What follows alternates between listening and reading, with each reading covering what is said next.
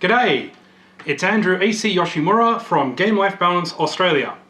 Now about 6 or so months ago I reviewed a recently released emulator console from Japan called the Retro Freak by Cybergadget.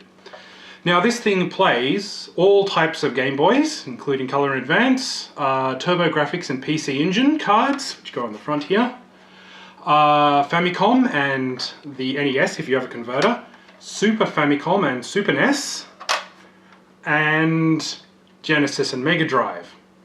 Now, despite the fact that this has many console adaptions on here, they're actually missing a few. And so Cybergadget went back to their laboratory and made the Gear Converter. That's right, so this little baby here is something akin to the Super Game Boy, I suppose, for the Super Nintendo.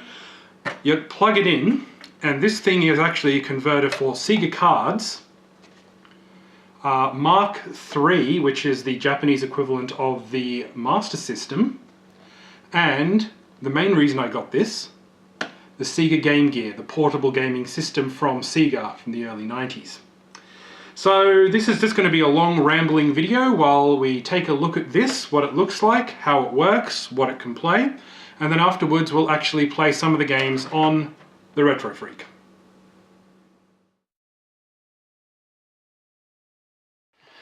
Okay, first of all let's have a look at the box. It is in Japanese by Cybergadget, and you've got the weird mascot there. I don't know what that thing is, but it appears on all of their stuff. So it simply says in katakana, Gear Converter, Gear Converter basically. So obviously kind of already geared towards the Game Gear, I suppose. At least that was my impression when you call it Gear Converter. I think it's meant to be reminiscent of the Super Game Boy, as I said before, which is a clever ploy to play, but maybe not the most accurate thing, which I'll get to a little bit later. But first of all, it does Sega Mark III cards here, Sega Mark III cartridges, and Sega Game Gear. Now, so this is compatible with quite a lot of stuff, but not absolutely everything. So let's have a look at the unit first of all. So it's all Sega, nothing but Sega. Right, back of the box there. It doesn't come with instructions per se, but it comes with a Japanese support card. Everything's on the internet these days. And in this case, although the Retro Freak does have a user interface for English, the entire site is in Japanese. So let's have a look at the actual unit. There we go. And there. So right away I think we can pretty much say that it matches the Retro Freak console. The plastics are a little tiny bit different, but not really that noticeable, or not that you'd really even care, I suppose, because it's just basically a brick. So obviously this slots in here like this, giving it a wonderful toilet seat sort of look, I suppose. And then the cards plug in here, in the top here, and on the side. Now, one of the first things I noticed when I was looking at this is that the bottom here is curved. Now that looks a little bit familiar to me. So the first thing I did was get my Japanese Mega Drive 1, and lo and behold, it's made to fit. And it fits in the Model 2 as well, and any subsequent version really of the PAL kind or the NTSC kind, I'm guessing. I haven't tried the NTSC American version, the Genesis I suppose you'd call it, but I have tried the PAL and it works. Now, that's wonderful, that's great, you're saying. We finally have something like the Super Game Boy for the Mega Drive, except you don't. See, the thing here is that Sega Mark III games, ain't that ugly, will work as a converter for the Mega Drive. Sega My Card games will work for the Mega Drive. And you think, this is what I want, and Game Gear's do not work for the Mega Drive, unfortunately. Everything else does, but it does not give you that. When I tried it, it gave me a kind of like a negative image that you couldn't even get into the game for. You can't even press the start button, none of the controls work. So unfortunately, that dream was already dusted. But that's okay. You know, that's not the main reason why I bought it. But it's kind of cool that you can play Mark III on a Mega Drive. I kind of like that. Now, of course, you can already use a Master System converter for one of these for a Mega Drive. This is, of course, the base model one. It's a little tricky to get in and out. Not only that, but this model here, which is actually becoming quite rare because it has not only the cartridge slot, but the card slot here, so you can actually put in the Sega My Cards. This works. Isn't that cute? Looks like Darth Vader's pet. In the Retro Freak as well. So already out of the gate, this thing could already play Master System games. So while it's true that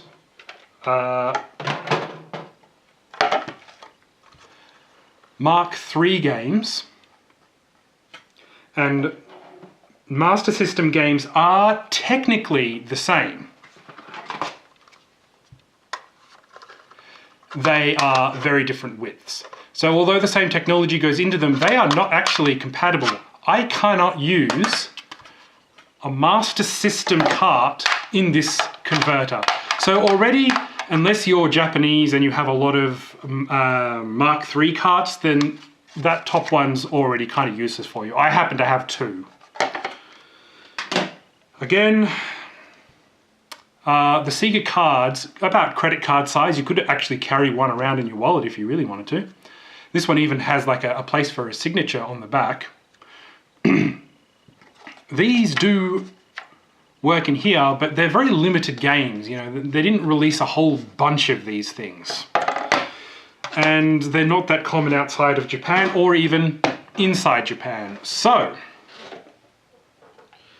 the most useful reason, and the reason they called it the gear converter, is because you can play I almost said Master System. Game Gear games in them. Now, the thing is that people have pointed out, and this is true, that Master System games and Game Gear games are basically the same thing. They're both 8 bits, and you can even use a Master System converter in a Game Gear and play Master System games, which is pretty cool, I gotta say. Now, I know what you're thinking. Let's compare it to the Super Game Boy.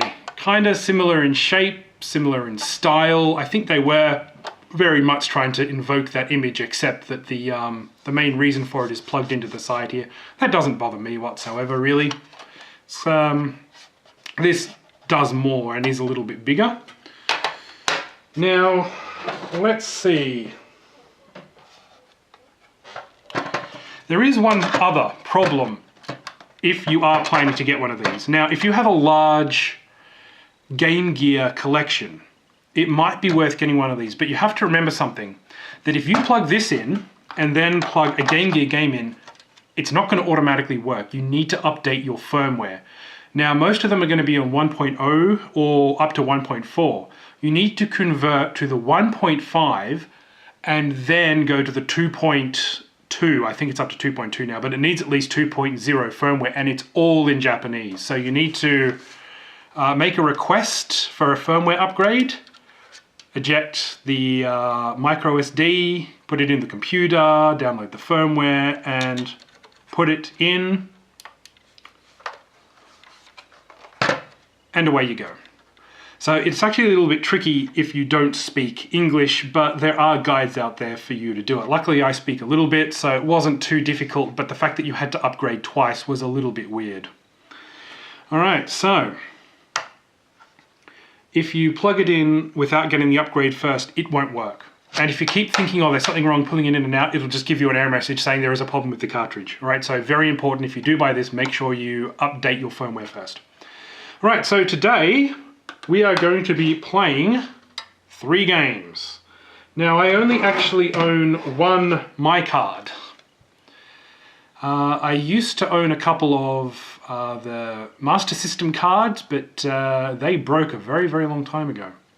So we will be playing Pit Pot, which is a 1985 Sega release.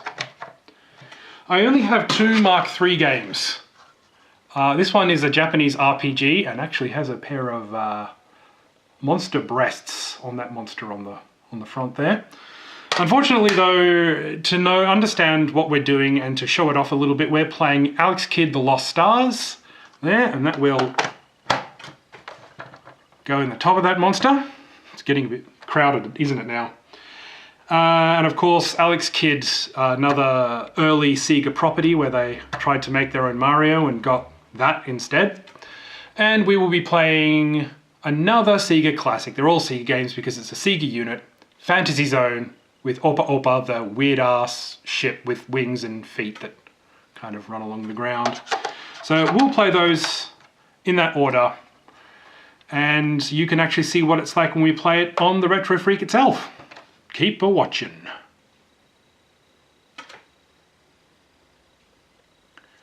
My arms look kind of weird like this, like I'm some sort of giant pincer crab. Crabby, crabby, crabby. I need a beer.